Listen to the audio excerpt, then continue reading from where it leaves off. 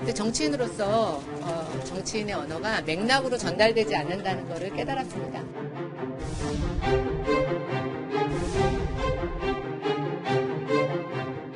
김연아 의원은 진지하게 신상의 진로에 대해 고민하고 한센인들에게 우선 섰고 대제해야 할 것입니다.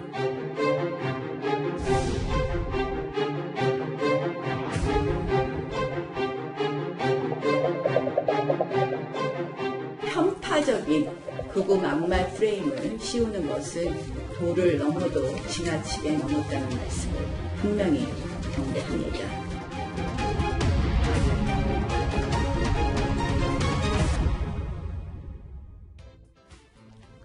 정치권의 막말 공방이 끝을 모르고 계속되고 있습니다. 이번에는 자유한국당 김현아 의원이 문재인 대통령을 한센병 환자에 비유해서 파문이 크게 일고 있습니다. 국회에서 이걸 다루지 않고 황교안 대표가 다시 광주를 내려가겠다고 발표한 거는 거의 저는 사이코패스 수준이라고 봅니다. 국민들이 경제가 어렵다고 하는데 계속 본인만 좋다고 하지 않냐. 국민들의 고통을 모르면 한센병이다. 네. 자, 안 그래도 여야 대치 국면 끝이 없이 이어지고 있는데 요즘 국회는요, 막말만 무성한 상황입니다. 오늘 하루 종일 자유한국당 김현아 의원의 이 막말 파문, 특히 한센병 파문으로 아주 시끄러웠어요. 네. 이 김연아 의원이 이제 국민들 고통을 만약에 문 대통령이 모르면 이제 한센병과 같다 이런 이제 비유를 했는데. 그렇죠. 이것에 대해서 이제 그 대통령을 좋아하는 분 또 이제 국민 상당수가 좀 뭐 비판적인 목소리를 냈습니다. 그런데 이제 이 과정을 보면 이정미 정의당 대표가 황교안 대표를 향해서 5.18 특별법에 대해서 제대로 처리하지 않고 광주를 가는 것은 사이코패스 수준이다라고 이제 비유를 한 거 아닙니까? 먼저 네. 이정미 의원이 했고 그렇습니다. 그 다음에 그러니까 이제 그것에 받아친 대해서 과정이었군요. 만약에 그렇게 비유를 한다라면 이 국민들은 지금 어렵다고 하는데 그것을 모른다면 그건 한센병이다 이렇게 이제 비유를 하다 보니까 이 비유가 너무 이제 좀 극단으로 가서 네. 어떻게 아하. 이 대통령에게 이제 한센병에 좀 비유할 수 있느냐라고 네. 또 적절한 비유도 아니었다 이런 비판의 표적이 됐습니다. 그런데 김연아 의원이 이게 논란이 되자 직후에 또 SNS에다가 해명을 올렸는데 해명 때문에 또 굉장히 또 곤란한 상황이 됐죠. 그러니까 뭐냐면 아까 얘기가 나온 것처럼 다른 사람들의 고통을 모르기 때문에 자기만 추구하는 것이 사이코패스인데 네. 그런 식으로 비유를 한다면 한센병 환자들은 자기 고통을 모르는 사람 아니냐. 그러니까 국민들이 고통받고 있는데 대통령의 자리에 있으면서 그 고통을 몰라라니까 한센병이나 마찬가지다라고 한 건데 글쎄요. 이게 사이코패스에 대해서 우리가 비유를 하면서 되게 이제 좋지 않은 일을 했을 경우에 그렇게 하잖아요. 근데 한센병 걸리신 분들은 환자고 고통받으신 분들이거든요. 네. 이런 비유에 이 한센병 환자들을 끌어들이는 것 자체가 굉장히 부적절하다고 볼 수도 있는 거고 또 이게 어쨌든 사이코패스라는 표현도 과한 표현인데 거기에 더 과한 표현을 넣다 보니까 네. 이게 정치권에 이렇게 비유라고 할 만한 것들이 이렇게 좀 예전에는 보면 좀 품격이라고 해야 될까요? 그런 비유들이 좀 많이 낭만과 있었는데 품격이 있는 그런 이런 비유였다면 요즘은 비유들은 좀 너무 극단이죠. 너무 손가락질처럼 보이는 좀 네. 그런 말들이 많아요. 자, 김연아 의원 논란이 확산되자 결국 국회에서 기자회견을 열고 이 사과를 했습니다. 근데 정치인으로서 정치인의 언어가 맥락으로 전달되지 않는다는 것을 깨달았습니다. 좋은 경험했다고 생각을 하고요. 의도하지 않게 이 병으로 인해서 고통받고 계시는 분들에게만 상처를 드린 것 같아서 마음 아프게 해드린 거에 대해서는 진심으로 사과드립니다. 이현정 의원님. 네. 근데 저 사과 직후에 여당 의원들은 또 이렇게 얘기합니다.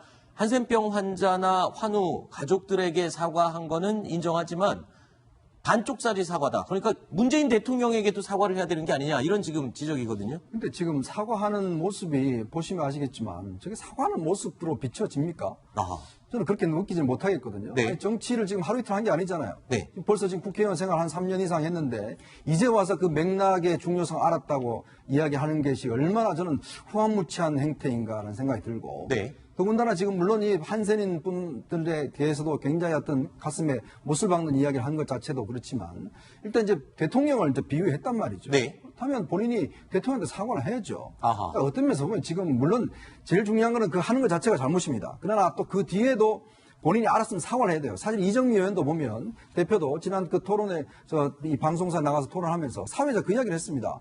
자, 이거 지금 문제가 될 수 있다. 고소 상황이 될 수가 있다. 네. 처리하지 않겠느냐.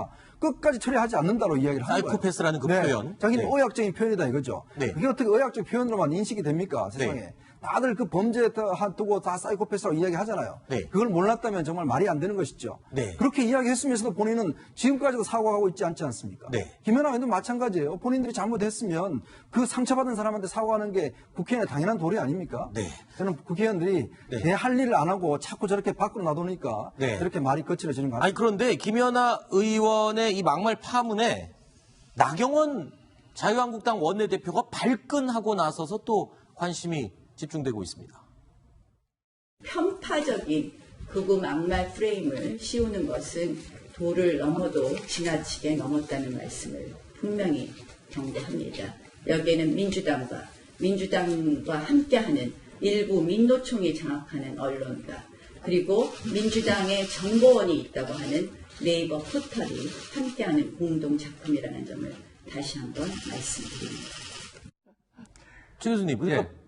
프레임 씌우기라고 지금 주장을 하는데 그게 어떤 내용인가요? 지금 어떤 의도고 어떤 뜻인 건가요? 그러니까 제가 볼 때는 저렇게 이제 예를 들면 김연아 의원의 막말 이 얘기가 논란이 되고 이슈가 되니까 저게 바로 뭐 음모론 비슷하게 얘기를 하는 거죠. 지금 네. 언론과 정부와 지금 포털 사이트가 합작을 해가지고 만드는 이게 무슨 저는 저 말도 이해가 안 됩니다. 네. 저게 어떻게 언론이 지금 그럼 뭐 정부의 조종을 받아가지고 저 말을 지금 이슈화했습니까? 그건 아니잖아요. 국민 누가 들어도 막말이라고 얘기할 수 있는 얘기예요. 아까 이현정 의원도 얘기했잖아요. 지금 저거는 김연아 의원, 나경원 원내대표 지난번에 이상한 말 한마디 했잖아요. 그리고 또 이정미 대표 저는 다 문제라고 생각해요. 이런 막말하는 사람들이. 근데 언론이 이거를 문제 의식화하고 여론화해서 이런 문제가 없도록 만드는 것은 지극히 당연한 행동 중에 하나일 텐데 네. 마치 이게 정부의 조종을 받아가지고 언론이 하는 것처럼 저렇게 얘기를 하면 네. 저것도 어떻게 공감을 이뤄낼 게 있겠습니까? 제가 네. 볼 때는 저렇게 얘기할 게 아니라 막말하지 말자. 나부터 반성하고 사과합니다. 이렇게 얘기하고 나가는 게 맞지.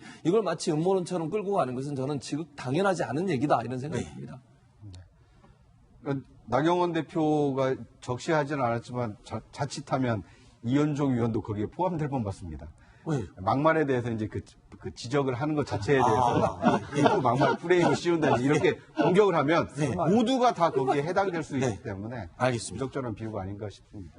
뭐 일단 한국당 막말로 시작을 해서 정의당 이정미 대표의 사이코패스 발언, 그리고 또 김현미 의원의 한센병 발언, 그리고 그 이후에 또 나경원 원내대표의 이 프레임, 음모론, 글쎄요. 뭐 해야 될 일은 안 하고 정말 엉뚱한 곳에서 자꾸 전국이 꼬이기만 하는 것 같습니다.